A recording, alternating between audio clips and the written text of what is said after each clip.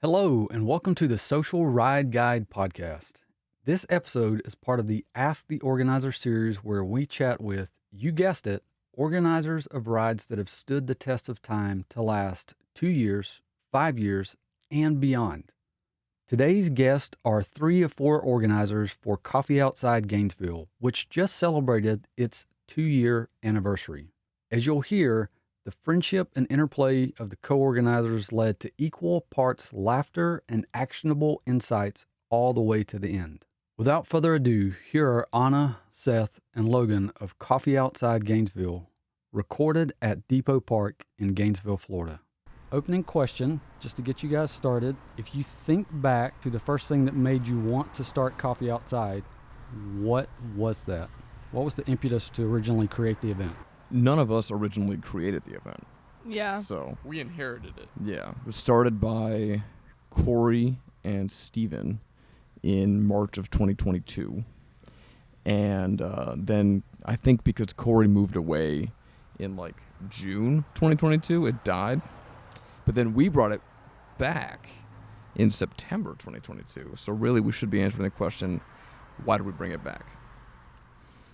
Because it is fun. And we wanted to ride bikes and make coffee in the woods. So is it fair to say that you guys were participants of the original incarnation? Logan and I were participants. I don't think Nettles ever came on one. No, I was unaware. It was a of very that. much if you know kind of thing at that Yeah. point in time. Yeah. And the only reason I was a participant was because the day before a ride, I bought a bike bag from Seth, the Revelate Is it the Tangle? Some sort of The frame bag. Yeah, half frame bag. the half frame bag. And he was like, "You got a cool bike. It's Surly Cross Check." I was like, "Thanks." He goes, "I ride a Surly Cross Check. We're doing a ride tomorrow. You should come." And I said, "Okay." So you were part of the initial ride, which started in March 2022. 2022. Yeah. Ran for, I guess, 3 months, 4 months. You know, it was probably going before that, and maybe it's kept going after that. I don't totally remember the details. All I know is that Logan, Sam, and I started organizing it in September 2022. Yeah. And prior to that, It was a too, weekly ride. It was a weekly ride. It was a very different ride. It was when a Corey week- was running it. It was a weekly ride, and we didn't know what we were getting ourselves into until we showed up. Sometimes it was 10 miles, sometimes it was 45. Great. That's actually going to lead into my next question. Were there things when each of you took over that you either intentionally or unintentionally did that you feel like affected the culture of the event? I think for a while we talked about having like an informal cap of maybe 30 miles or so, Yeah. which is still a lot of miles, you know, but keeping it somewhat accessible with that mileage, just in terms of people's like time commitment and riding abilities. That, and I think just warning people what kind of ride it's going to be ahead of time. Posting the route in advance. Yeah. Yeah. So, like, telling them how much percentage pavement to non-pavement and, water supply to not water supply there is, that kind of stuff. Okay. Yeah. And when you say what to expect and posting the event, currently you're using Ride with GPS. Yep. to map out the ride. Mm-hmm. Mm-hmm. Was that always part of it? No. Or was that an addition? Since we've been doing it. Since we've been doing it, yeah, for sure. Because that's something you felt like was needed. Yeah, just in general, just posting the route ahead of time so that people know what they're getting into. People often don't look at the route at a time, it seems like, but it's still some people do. It's true. Other people don't. And so it's good to share it just in case. Yeah. And then just be clear in what to expect. Mm-hmm. Yeah. Because we have 4 organizers, Anna, aka Nettles, Seth, Sam, and myself. We all plan rides on an alternating basis. So every month someone different plans the rides. I might plan a ride that's 100% off-road, whereas like Sam or Seth or Nettles might plan a ride that's like 50-50 split. So like you don't really know what you're getting into until the ride is created. So it's nice to have that warning ahead of time. Awesome. So I guess that brings up the next question. When did the ride frequency kind of shift from every week to, I guess, did it automatically swap to once a month? Was that? In September, I think, because 22. of 22, yeah. So when we all started doing it, because basically Corey left town, but gave Sam the official login to the official Instagram, which is effectively like giving him the master key to the world. And then Sam just like, Sam eventually, it was summer, so you don't really want to ride too much in summer. But then I think we all started talking amongst ourselves and just agreed every week is just, it's a lot to organize. Yes. And so we just didn't want to do every week because we had other stuff going on. Well, and I think you guys are doing a different route every ride. Usually. So now you've got we've got a library repository, a cache, yes. Yeah. But it's not the same thing every week. So you said that you post it. Where all do you post it? Everything is on Instagram at CoffeeOutsideGNV. Nowhere else. So, gosh, we already went through like half of these questions. That's great. Something that you asked, though, that I thought might be good information, too, of what we carried over from the original Coffee Outside was, I think we're trying to curate a specific vibe, if that makes sense. And we do deviate from the vibe, but generally it's riding your bicycle on such a mixture of terrains that it's ill-suited for all of them in some capacity, if that makes sense. Like riding your road bike on dirt, riding your dirt bike on road, just having a mixture, like doing underbiking, getting into nature in some capacity. That was something that we definitely was like how Corey was doing it and how we wanted to keep doing it. And overbiking. Yeah. Full suspensions on pavement's a thing too. Yeah. But I've never adequate biked. No. I'm not familiar. I don't know if that's a term, but I've heard it's great. Anyway. So what is your kind of start location? Is it always the same, and is that important? Yes. Mostly.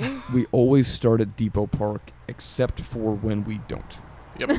Sometimes we get invited to start at other places. And when we get invited, we say yes. Yes. One time we started at afternoon because they were so generous as to give us a whole tab for every rider that came on the ride.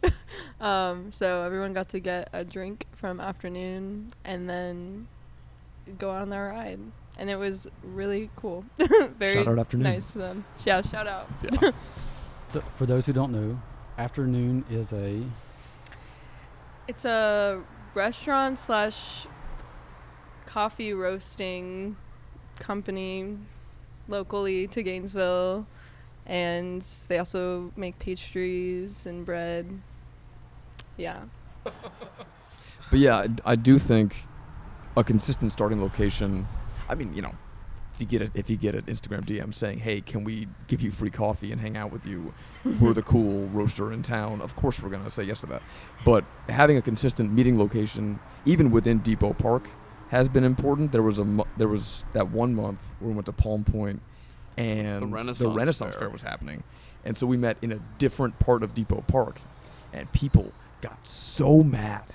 No, I'm exaggerating, but it did cause a slight amount of People were confusion. confused. There They were were like, pickets, "Oh, I didn't think I had like- to check where we were meeting." Yeah. Even though I posted it multiple times onto the story, I was told that I should have posted it on the actual post and not the story by one person. Yeah, people were confused. So if I might rephrase that, your community provides critical feedback. That's what I'm hearing. Usually they complain when the ride gets hard is the main feedback that I've heard. But, yeah. I would be one of those winnies. Yeah, we've heard you complain a lot. The rides are always too long and too slow. Well, those roots did get me with one hand. Yeah. So, yeah, okay. So outside of minor communication differences, do you feel like there are things that you have done that have kind of established your community or kind of reinforced it? I feel like being active and responsive online has helped to a certain extent. Just we get DMs a lot of the time, like Instagram direct messages saying stuff like, will this bike or that bike work? When's the next ride? Hey, I want to get into this. Where would you think I should go? Things like that. And just like responding to these people, which is not hard. We don't get a ton. So I think that it's like engages people to a certain extent. And then I had a second thought, but I forgot it, so I'm going to let Logan talk. I think we try to be as inclusive as possible too. When it's a really big group and we're starting to realize there's not a lot of familiar faces, we'll go around and have everyone say names and pronouns. And then also if people are interested in riding but might not have the right tool for the job, we have lent out bikes in the past to allow them to participate in the ride if they wouldn't be able to. Mm-hmm. Okay, and so I've noticed recently that you've kind of started putting that in your posts. So do you feel like that has encouraged more people to ask, or you're still waiting seeing that, or? We've not fielded a ton of requests yet. Yeah, people don't always ask, but sometimes, well, I'll have like a friend reach out or like and not have a bike for it, and I'll give them a bike. I've done that a couple times. Yeah, I think we've been reached out to separate from the official channels from like close friends who are interested, but we're happy to lend them out to other riders who show up to the ride. Mm-hmm. And so those are kind of things that build your community. Are there things that you have perhaps actively done to kind of protect that community? I guess part of that is just like trying to enforce safety as much as possible by like having someone in the front and the back and corking, so blocking cars from passing and potentially hitting riders. Pull. Calling out yeah, poles. also pointing out when there's obstacles in the trail. It's very important. Yeah. Not a laughing matter. I'm not laughing. Seth's not laughing at all. I'm very serious. He's the best at calling out the poles. He's also the best at almost hitting the poles. Are there things that you guys actively make a point to tell people, particularly new riders, when they join their first ride? Protect your front wheel. Protect the front wheel. We've developed the whole spiel at the outset. And it's scary talking in front of people, but before the ride, our goal was always to say like where we're going, like the destination, how we're getting there, like the route, and then we have like a list of, or at least I do, I don't know about you guys, but I have like a list in my head of like crucial group ride safety points, like protecting your front wheel, sort of being cognizant of your back wheel, communicating. Really, it's all about like communicating with other people on the ride. Like if you're slowing down, tell people. Like if there's a pole, tell people. Things like that. Yeah. And not running red lights. We do not endorse that. Yeah. So at least one of you has a spiel and they're not sharing it with the others. That's my takeaway here.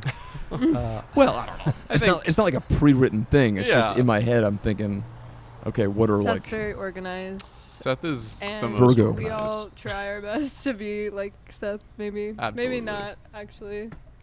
It's best to not. So that brings up a good point, though. Do you guys ever, or have you thought at this point about documentation and like how you took over the event versus how you would hand it off to someone else? How do you create your replacement? Yeah. I've been thinking about this a lot because I'm leaving some rides behind, and I haven't put a great deal of thought into it yet, but you've sent me some resources, like a before ride script and things that I need to look at. I haven't looked at yet. So I think that would be helpful, and just like definitely like having, this is a good start. I don't think we've documented anything in terms of passing it on, but we will have to cross that bridge eventually. So, unsatisfying answer. Yeah. We're a very chaotic foursome. Yeah, I guess currently absolutely. threesome, but so the work gets done, but it's Everything's based off of vibes. based off Mhm. the vibes, Yeah, I had which a is friend. not good advice. No, don't do that. I had a friend ask me like, "Oh, like, do you guys do it at the same time every month?" And I was like, "No." It's based on when at least two of us are available. Yes. So that's a good rule of thumb.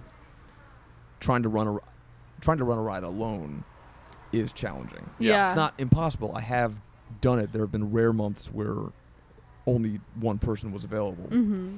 But it is ideal to have at least two, especially if you're trying to do like a no drop thing. Yeah. Because having a sweeper, because if you're guiding people somewhere who, they didn't look at the route. It's okay. They have no idea where they're going. If they can't see you, they are lost.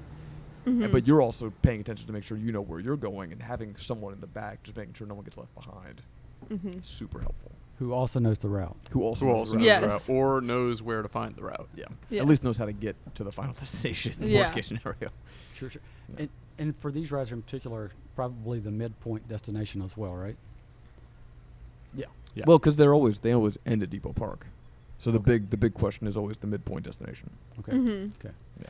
Yeah. Great. So the day of the month may change. Does change. Does, definitely. Typically a Saturday Yeah. The only constant is change. Am I right? and 9 a.m. Absolutely. Okay. Although It was 10:30 at one point. that was for the beach or the pool. Yes. Yes. Yeah. And then the second time it was closed, or anyway, Who knows? who knows? The only constant is change. But I will say I do like the idea that other local group rides, not naming names, but that other local group rides have had, that it's a consistent, we're the second and fourth Tuesday of every month, for example, not naming names. Why not? I don't want to. It's a I don't different want to. I podcast don't want to episode. call anybody out right Are now. we only talking? Is I that don't want to. I don't all want we're to. I don't allowed want to to do start right beef. now? I don't want to start Yeah, beef with anybody, there's- but I do like by that endorsing? certain other.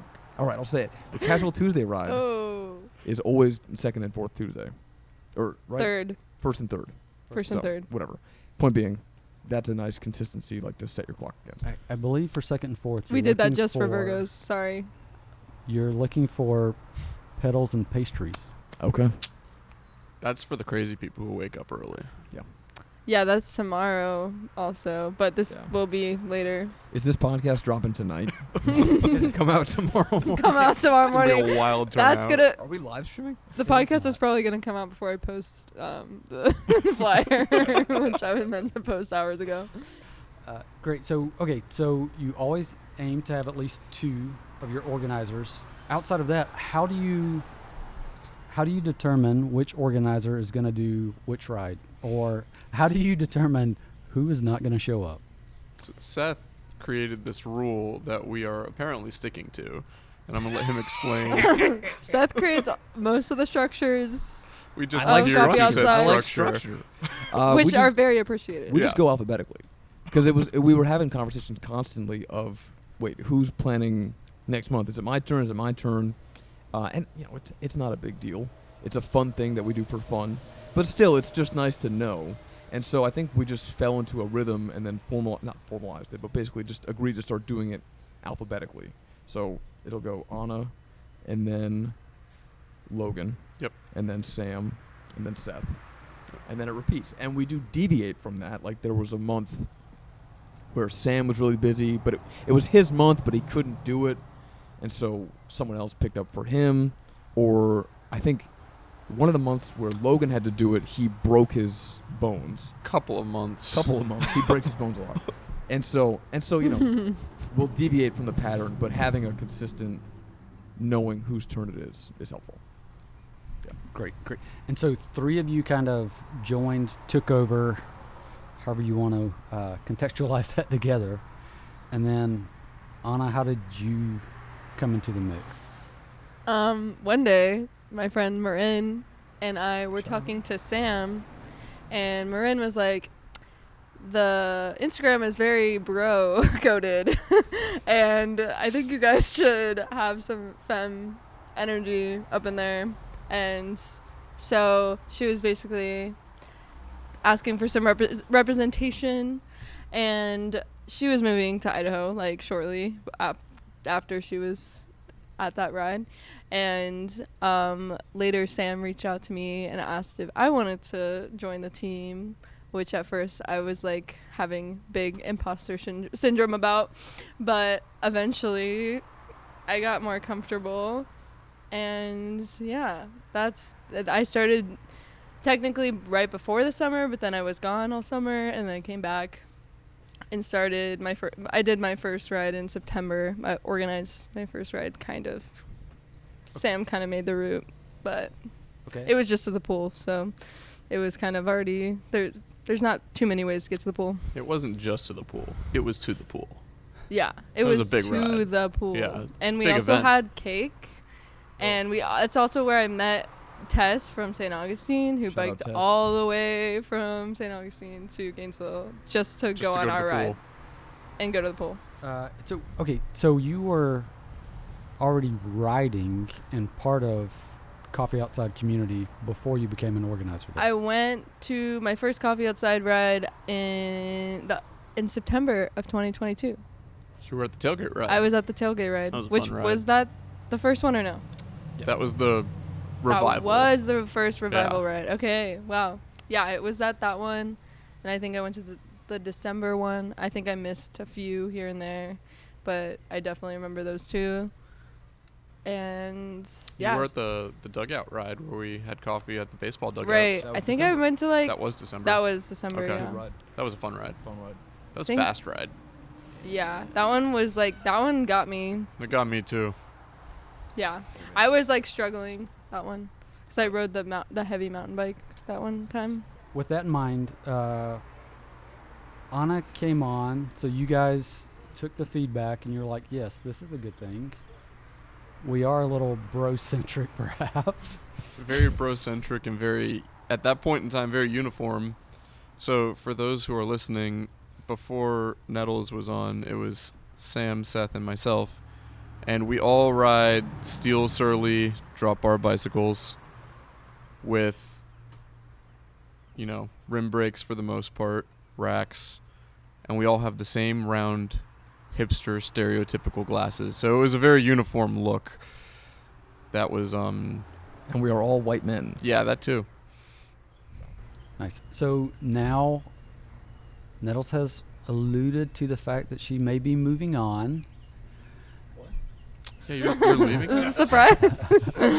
So, Thanks for springing that on us Surprise. now. Yeah. so have you guys thought about what that means for the bro to non-bro ratio? So we are just now hearing about this. Great. Yeah. Kind of Um, reacting in real time. Yeah. Yeah, Kinda I'm caught sorry to flat-footed. spring it on you. So this we're moment. to be determined. Right on. No, Yeah. I've been thinking about it a little bit. We haven't discussed it, but Yeah. it'd be good to keep it a foursome Absolutely. and finding someone to fill in. Mhm. Big shoes to fill. Big shoes to fill. Big Doc Martens to fill. Oh, we said different shoes. But Sam did also ask me if I knew someone, if I had anyone in mind. So a while ago, I just have not made any progress on that yet. That's not entirely your responsibility either. No. So Yeah. But I think I was just thinking the other day, and I said this to someone, I think yesterday, that or today, that I need to I think what would help was just finding someone who rides bikes, who's already part of the community, probably, and just like encouraging them, because I think just how I felt like, oh, I don't know enough about bikes, I don't know, and like it's not about you don't have to know everything about bikes to do it. It's like you can just be passionate about riding your bike, and yeah, I think that helps. Also, having 3 co-organizers. And you have so much support from people who do know about bikes. Well, and so Seth, you mentioned something, having 4 of us to split it up. I think is more or less the way you said it. Do you think that having 4 organizers is the perfect number, the right number? I think it's a number. it's definitely a number. I don't know. We have 4 people doing it because there are 4 of us. It wasn't some preordained number. We just fell into that. It is helpful, because really when you zoom out and think about it, we're each doing in a typical year, not a typical year, but in a theoretical year, 3 rides, which is not a lot of work. It's 3 days of your time, but having multiple is good. I know Luis down in Tampa, formerly Luis. down in Tampa. Yeah. Luis, thank you. Sorry. So Luis down in Tampa ran Coffee Outside Tampa and Coffee Off-Road Tampa by himself. And Which Slow Nuts, right? and Slow Nuts he did with one other person, Okay. I think. Either Yeah. way, that's a lot of organizing. Yeah. And, it's a labor of love. We all do it because we want these rides to happen. Mm-hmm. But that's certainly a lot of work and a lot of responsibility. And so it's nice to be able to, Yeah. even if it's one other person, that's cool too. Just multiple. Yeah, a team. A community. A community. Mm-hmm. Well, in the context of your rides, you always try to have a leader and a sweeper. So really, your bare minimum is Is 2. Yeah, Two, exactly. Yeah, I've noticed with the Casual Tuesday ride how with 2 people, we're already feeling like it'd be helpful to have more than 2 people. But it also helps to have like experienced riders on the ride that know how to cork and know how to like keep people safe as well, and like kind of pitch in to keeping everyone safe. Shout out Grace. Shout out Shout out Grace. Grace. Was not Shout out asked to cork, but did literally cork. So many people on that Yeah. the last CTR. Yeah. So when each of you became organizers, is there 1 or 2 things that you wish you had known? I think it's just it's a trial and error kind of thing, and it's all about like having fun on your bike, and there is responsibility involved, of course, but it really helps with like having a team, so it's not just you by yourself. I would say sticking true to the ride you want to ride is a good thing just to keep in mind. Something I've struggled with a little bit of, are people going to like this? Or is this too hard, or is this not hard enough? Things like that. But really, it's a free event happening on a Saturday. And so really it needs to just be, I want to do this ride. It's fun. And I think it's consistent with what we've been doing. And so just planning the ride that you feel is the ride. Sticking to your guns in terms of the vibe you've created for your ride. Yeah, like knowing that the people who show up on the ride are there to have a good time and are likely going to have a good time, and that you don't need to put a lot of pressure on yourself to facilitate the enjoyment for them, because the ride is the enjoyment. Mm-hmm. And so are there things that you feel like that community, the Coffee Outside community, already does or could do to make the ride better, easier, or have you thought about like how they could be more involved? How the riders can be more involved in the ride. Yes.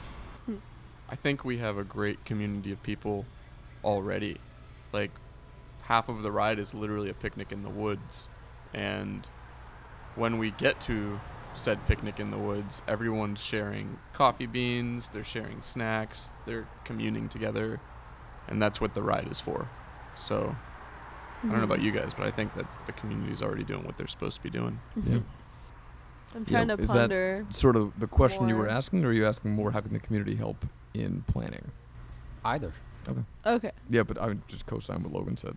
Yeah, people Yeah, share. I think some people don't want more responsibility and would rather just like show up and bring the vibes and snacks.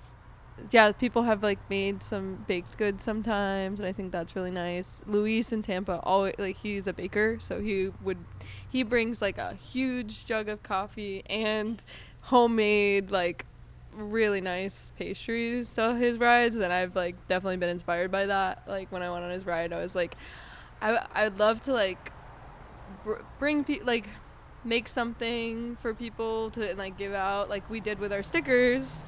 So I think just like I think it's fun to add a little like treat for people to come on the rides. The best we can do is cake. Yeah, Which we have done Jamie cake did. a lot of times. We've done a lot of cake. We've transported cake by bike more ways than you can imagine. We've done it 2 ways. That's more than most people can imagine. That's true. I can only imagine one personally. On that splendid note, are there things that I haven't asked that you think would be beneficial for a new ride organizer to know? Checklist. Ride checklist. It is a picnic in the woods centered around coffee. we do try to provide coffee for anyone who can not bring it. But extra brewing equipment is always welcome to make more coffee, because the only thing more fun than riding bikes is riding bikes caffeinated. And so you have that on a checklist? Yes. So that brewing equipment is plus and helmets. a helmet. Helmets are important. Sometimes sunscreen and bug spray. Tools to Sometimes fix your bike. swimming trunks. Sometimes swimming trunks. Flip-flops. Sometimes Tubes. Tubes. Inner tubes are key. definitely tubes. Not for floating. Yeah. I mean, if maybe both. the ride permits. If the ride permits. Amen. Yeah, definitely like a patch kit, repair kit if you have one, and extra tubes if you have them. Yeah. Pumps. A pump Yeah. is great. A lot of people sometimes show up needing air in their tires. Yeah. More pumps are better than no pumps. A lighter Yeah. for your stove. For your camp stove. A grinder Snaps. for your beans if you forgot to grind them in advance. Me? Yes. Wonder why that's on the list. I wonder why. Thank you, And- Steven, Sponsored content. for saving the day. And so do you guys actually have an internal checklist? Like, This is a electronic- checklist We for usually post our participants. checklist on our ride posts. I think it's a screenshot of a story at this point. Yeah, we're The deep last frying our one. checklist. I changed it up. You'll see. Okay. Look at No, the post. I'm yeah, locked Seth out of Instagram for the day. is Yeah. doing new things every time. Is that okay? We Seth can No, talk it's about great. that offline. It's Okay. great. You guys know No, about I also Canva? have Oh, well, Canva. to your question, things that we would want to tell new organizers, the variety of free online resources is something I was thinking about. I thought that's sort of what this conversation would be about, at least in part. Canva, which apparently everyone already knew about for years. I just found out about it. Phenomenal free resource for making graphics to promote your ride. Yeah. And then actually planning the ride.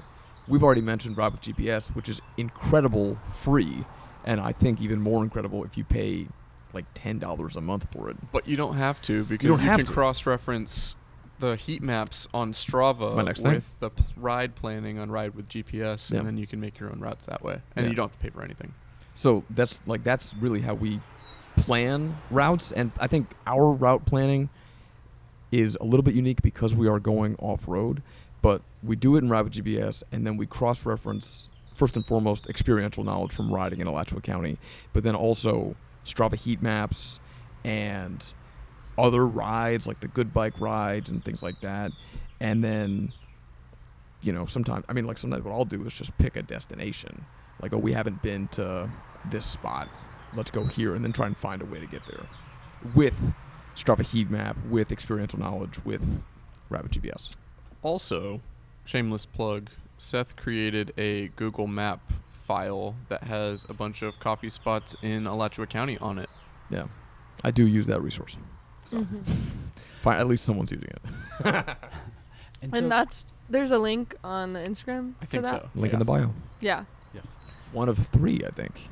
You can do that now. So those are some resources we use. I think Canva's the biggest one, though, honestly. Canva for any If I could making plan any my route on graphic Canva, It'd be for awesome. any event is great. I've been using Microsoft Paint. That Also works. good. No, it's not. It's not. Okay, I'm glad you said Sometimes it's so bad that it's good though. That's the vibe Deep I fried. go for. So, okay, last kind of question is more broadly about each of you. Do any of you have jobs that are directly or indirectly related to cycling? Oh, well, I'm in school right now for like natural resource conservation, and there is a way for me to like plug into the recreation side of things if I wanted to, and I've thought about it, but not sure. That's where I'm at. All 4 of us bike to work usually /school. So that's bike related for work. I also work for the government and occasionally touch bicycle infrastructure. But that's all he can tell you. That's all I can tell you. Well, who knows who's listening to this? My mom. Hi, Mom.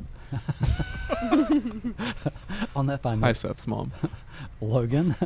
I do not have anything work-related relating to cycling. I am a pediatric clinical research coordinator, but because of that, I work with a very diverse and dynamic group of people, and I think that helps with interacting with people and leading rides. Awesome. So for you guys and for anyone who's listening, the reason for that question is because there are some ride leaders who work at bike shops, have jobs that specifically pay for them to lead rides, even unrelated to bike shops. You may hear in another episode soon. And so figuring out the context of what motivates each of you to do these rides and what allows you to stay engaged with it. It sounds like for you all, part of it is just that you get to spread it over so many of you. Well, I think the motivation, at least this is something I was thinking about too with this conversation, is the motivation, at least for me, is that I have been doing this style of riding since, I think like 2017. It's been a while. And I've been doing it largely alone, right? Like I have been biking out into the woods on a road bike and making coffee alone for a while. And now we've found this community of people who are also into putting a bike where it shouldn't be and having a picnic in the woods. And so that's kind of what is driving me, because this is riding that I would be doing anyway, and to share it with other people who might not be aware of all the cool places they can go, all the types of coffee they can make, things like that, is just very rewarding. So that's sort of the motivator more so than my job. Yeah. But my job is also very great. Thank you for employing me. Yeah, I think for me, I started bike commuting in college, fell in love with riding. Then I dabbled in touring for a little bit, and then I really found my love for cycling through mountain biking. I am probably the most off-road oriented of the three ride organizers. But what I love about Coffee Outside is that it's a unifying community of people who are passionate for bikes. And what I've really grown to love about this group in particular is that it's bringing cycling worlds in particular, together in Gainesville that otherwise wouldn't have any interaction with each other. So we're kind of blurring the lines between the roadies, the gravel riders, the commuters, the mountain bikers, and it's become this nice hub for everyone to get to know each other, build community, and really just become a unifying force within the greater Alachua County area. I love that answer. To plug into that, I went on a Coffee Outside Tampa ride, and they asked me if there was any bike drama in Gainesville, and I really had nothing to share. No comment. I didn't think there was any that I knew of, and part of that is because of how Coffee Outside is, and I feel like it is like a place where people from different sections of the bike community come together, and I definitely think it's like I've seen it kind of like different people feel more comfortable coming on the rides as they like continue to ride, basically. So I feel like I've seen a shift of people throughout the time that we've been doing this, and I think that's cool. And it's just cool to get more people on bikes and more comfortable with that kind of riding. But yeah, I kind of forgot the question. Awesome. Or like the motivation for Coffee Outside.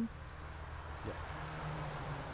Yeah. The motivation for why you do Coffee Why Outside. I do Coffee Outside. Yeah. The motivation for Coffee Outside is to have a picnic in the woods. A glorified picnic in the woods. Picnic in the woods. Trademark. Ideally after seeing an Anhinga. If you see an You can't- Anhinga, you the can't ride forget is that. blessed. Amen. And also with you. But also, Can you use that? but also Seth I feel like Seth has chosen a lot of spots in Alachua County that I had no idea existed. So I feel like I am one of those people that you're talking about that like you're introducing to new places, because I am always like inspired by like the rides that you lead. Oh my Because gosh, I'm yeah. like, whoa, I never even heard of this. The city of Gainesville and Alachua County, together are, I feel like, incredible places to live. Cool truck. Incredible Ram places to 1500. live. Ram 1500.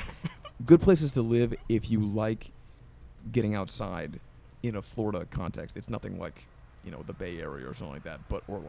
Anyway, it's nothing like anywhere else because it's Florida.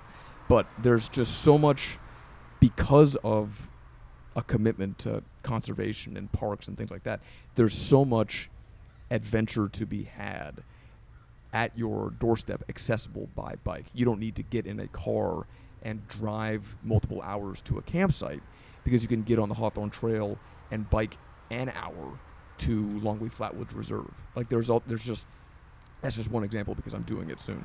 But there's so many incredible assets that we have at our fingertips in our town, in our county, and like being able to show people that and sort of show them another side of Gainesville and Letchworth County that they maybe haven't seen before is incredibly rewarding. Like, in a selfish way, like, it feels good for me to show these people, to show people like what we have and how great it is if you just sort of look a little closer. Yeah, and like for context, before this talk, I was talking with Seth, and I literally told him I went on a mountain bike ride yesterday. 3-mile ride, left my door, I was on a trail. From his doorstep. It was a 20-minute ride, and I didn't have to go anywhere to do it. And I think the fact that we have that throughout the entire city, there's just like these little nooks and crannies of trail and like multi-use paths and picnic benches. That's huge for Coffee Outside. We love a good picnic bench. We won't have one in April. Oh, that's gonna be. We're gonna be bringing picnic blankets. Anyways, the fact that all of this is here, literally at our doorstep, and that hardly anyone knows about it is, quite frankly, a crime. And I think that it's really valuable for us to share this with other people. Shout out recreation. Good career move for you. Recreation. Perhaps. Awesome. On that fine note, if there are no other things that you think would be useful, thank you each for your time and for coordinating your time together. Appreciate it, and I hope listeners do as well. Another free resource. What was that Wait, did you poll? stop recording? Okay. No, I'm still going. Okay. What was the poll software that you used? Rally? Rally. Yeah, that was great. There's a lot of free poll software out there. We should start using that. You can use it to Use it for a ride make availability. decisions Seriously? based on Instead of just texting each other the availability. 4 weekends in the month. Awesome. That's it. All right. Thank you, guys. Thank you. Out. Thank you so much for listening until the end. And special thanks to the people that made this episode possible. We could not do it without our amazing guests and support from listeners like you. Join our Patreon if you want to support this content too. Do you think we missed a key question in the episode? Or have an idea for a future guest? Fill out the ideas form at socialrideguide.com. And while you're there, consider subscribing to our newsletter to be the first to know when new episodes and ride organizer resources are available.